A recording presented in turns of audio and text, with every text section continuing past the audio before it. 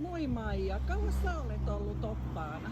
No ihan semmoinen 40 vuotta. 40 vuotta, Kyllä, okei. näin on. Mistä sä kerrot tänään? No mä kerron näistä toreista. Siinä on Suolatori ja sitten on tuo kaupungin tori, että molemmista. Ja sitten tuossa löytyy vielä tätä Suolatorista enemmän.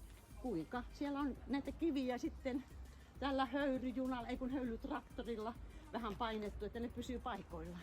Just. Mikä toreista on sun suosikki, kun ajatellaan koko Loviisa?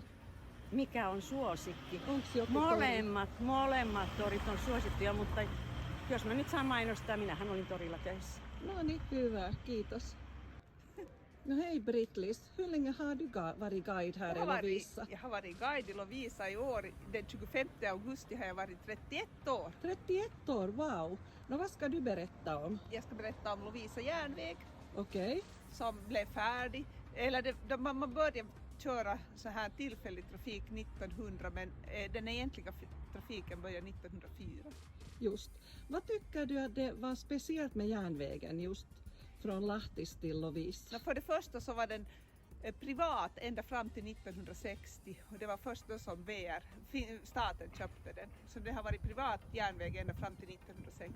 Ja, vad skulle du önska med järnvägstrafiken här Jag på skulle- trakten Lovisa med omnejd? Ja, jag skulle önska att järnvägstrafiken skulle fortsätta och att det kanske ändå, i fortsättningen också skulle kunna vara persontrafik på den här järnvägen från Lahtis.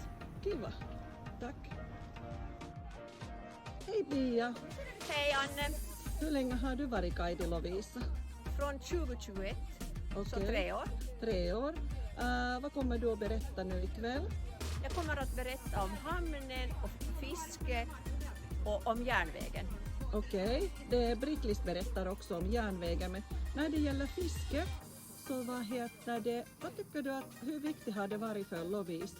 Och det har varit mycket viktigt för bland de första trålarna som kom till Finland så kom ju hit till Lovisa också. Att man Ja. for härifrån för att skola sig i Sverige och till Sverige också att köpa trålare. Just ja, kommer det fram någon namn, någon kapten eller någon annan som du vill? Jo, jag har flera namn. Wilhelm Stenstrand var en av de första som var. Okej, just ja. Nej, men det blir spännande. Kiva, tack ska du ha. Tack, tack.